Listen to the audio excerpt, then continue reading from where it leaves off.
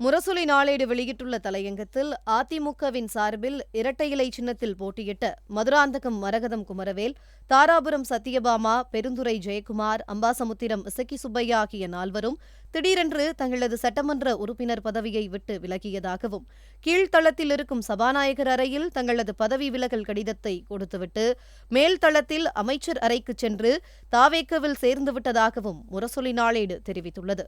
இவர்களின் 4 தொகுதிக்கு இடைத்தேர்தல் நடக்குமாம். மக்கள் கண்ணை மூடிக்கொண்டு விசிலுக்கு வாக்களிப்பார்களாம். 4 பேரும் தாவேக்க சார்பில் வெற்றி பெற்று விடுவார்களாம். தாவேக்க எண்ணிக்கை 4 கூடிவிடுமாம். இதுதான் ஆட்சிக்கட்டிலில் தூங்கிக் கொண்டிருக்கும் விஜயின் கற்பனை என்று முரசொலி நாளேடு விமர்சித்துள்ளது. 160 இடங்களை கைப்பற்றி விஜய் முதலமைச்சர் ஆகிவிடவில்லை. அவருக்கு அத்தகைய செல்வாக்கை மக்கள் தந்துவிடவில்லை என்று குறிப்பிட்டுள்ள முரசொலி நாளேடு, அவர் மொத்தமே வென்றது 108 தான். பெரும்பான்மையை நிரூபித்து ஆட்சியை தக்க வைத்துக் கொள்ள 10 இடங்கள் அவருக்கு தேவை என்றும் கூறியுள்ளது. தேர்தலுக்கு முன்னதாக பெரிய மானஸ்தனை போல கொக்கரித்த விஜய் என்ன செய்திருக்க வேண்டும் என்று கேள்வி எழுப்பியுள்ள முரசொலி நாளேடு, எனக்கு மக்கள் முழு ஆதரவு தரவில்லை, அதனால் ஆட்சியமைக்க விரும்பவில்லை என்று சொல்லியிருக்க வேண்டும் என்று குறிப்பிட்டுள்ளது. திமுக கூட்டணியில் சேர்ந்து வெற்றி பெற்ற கூட்டணி கட்சிகளை தன்னோடு இணைத்துக் கொண்டதாகவும், திமுக கூட்டணி கட்சிகளின் 13 இடங்களை காட்டித்தான் ஆட்சியமைக்கும் பெரும்பான்மை தனக்கு இருப்பதாகச் சொல்லி ஆளுநரிடம் ஆட்சியமைக்க விஜய் அனுமதியை பெற்றதாகவும் முரசொலி நாளேடு சுட்டிக்காட்டியுள்ளது. காசு வாங்கிக் கொண்டு திமுகவுடன் கூட்டணி வைத்துள்ள காங்கிரஸ் என்று அவரால் குற்றம் சாட்டப்பட்ட காங்கிரசும், கல்லாப்பெட்டி கூட்டணி கட்சிகள் என்று அவரால் சொல்லப்பட்ட கம்யூனிஸ்டுகள், விடுதலை சிறுத்தைகள், முஸ்லீம் லீக் ஆதரவுடன் தான் அவர் ஆட்சியை அமைத்ததாகவும் முரசொலி நாளேடு விமர்சித்துள்ளது. இவர்களையும் முழுமையாக நம்பினாரா என்றால் இல்லை. தேர்தல் களத்தில் எனக்கு அதிமுக ஒரு பொருட்டே இல்லை என்று சொன்னவர்தான் விஜய். அவர் அதிமுகவை தனக்கு சாதகமாக உடைத்தார். அவர்களில் 25 பேர் ஆதரவையும் பெற்றார். அவர்களையும் காட்டித்தான் 144 உறுப்பினர் ஆதரவு தனக்கு இருப்பதாக முதலமைச்சர் விஜய் நிரூபித்ததாக கூறியுள்ள முரசொலி நாளேடு, இப்படி இரவல் கட்சிகளை வைத்துத்தான் முதலமைச்சர் நாற்காலியில் விஜய் உட்கார்ந்திருப்பதாகவும் சாடியுள்ளது. இப்படி தனக்கு ஆதரவாக வந்தவர்களுக்கு அமைச்சர் பதவி தருகிறேன் என்றார். தந்தாரா? இல்லை. அதனால் 21 பேர் இருந்த இடத்துக்கே மீண்டும் போய்விட்டார்கள். 4 பேரை தனக்கு ஆதரவாக விஜய் ராஜினாமா செய்ய வைத்துள்ளதாக முரசொலி தலையங்கம் குற்றம் சாட்டியுள்ளது. அதாவது, தனது ஆட்சியை ஆதரிக்கும் இந்திய கம்யூனிஸ்ட், மார்க்சிஸ்ட் கம்யூனிஸ்ட், விடுதலை சிறுத்தைகள், முஸ்லீம் லீகையும் விஜய் நம்பவில்லை என்பதற்கு எடுத்துக்காட்டுதான் 4 பேரின் ராஜினாமா ஆகும் என முரசொலி தலையங்கம் சுட்டிக்காட்டியுள்ளது.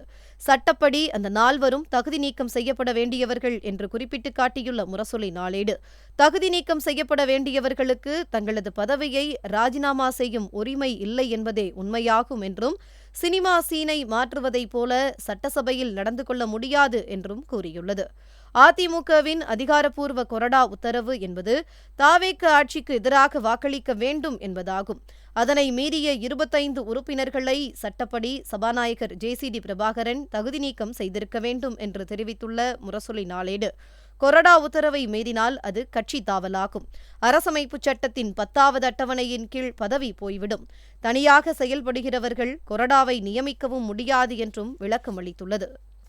21 பேர் தங்களது தவறை உணர்ந்து அதிமுக தலைமையிடம் மன்னிப்பு கேட்டுவிட்டார்கள். எனவே அதிமுக தலைமை அவர்கள் 21 பேர் மீது நடவடிக்கை வேண்டாம் என்று சொல்லிவிட்டது. மீதி 4 பேர் மீது சபாநாயகர் JCD பிரபாகரன் நடவடிக்கை எடுத்திருக்க வேண்டும் என்று கூறியுள்ள முரசொலி நாளேடு, மாறாக அவர்களது ராஜினாமாவை ஏற்பதாக சொன்னார் என்றும், அந்த 4 தொகுதிகளும் காலி என்றும் அவசரமாக அறிவித்ததாகவும் முரசொலி நாளேடு தெரிவித்துள்ளது.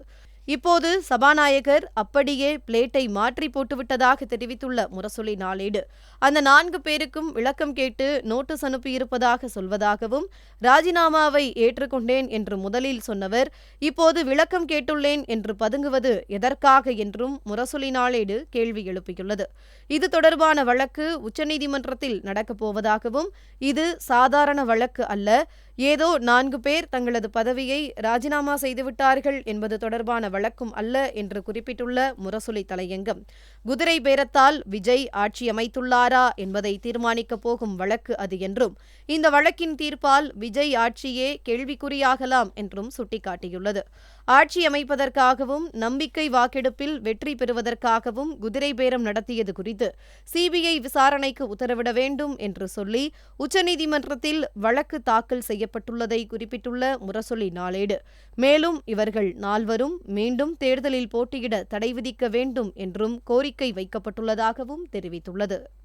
சிபிஐ விசாரணைக்கு உத்தரவிடப்பட்டால் விஜய் அதில் சிக்கிக் கொள்வார் என்று தெரிவித்துள்ள முரசொலி நாளேடு, இதுபோன்ற குதிரை பேர வழக்கில்தான் நரசிம்மராவுக்கும் பூட்டா சிங்குக்கும் 3 ஆண்டுகள் சிறை தண்டனை வழங்கப்பட்டதாகவும், அப்படி ஒரு நெருக்கடிதான் விஜய்க்கு வரப்போவதாகவும் கூறி தலையங்கத்தை நிறைவு செய்துள்ளது.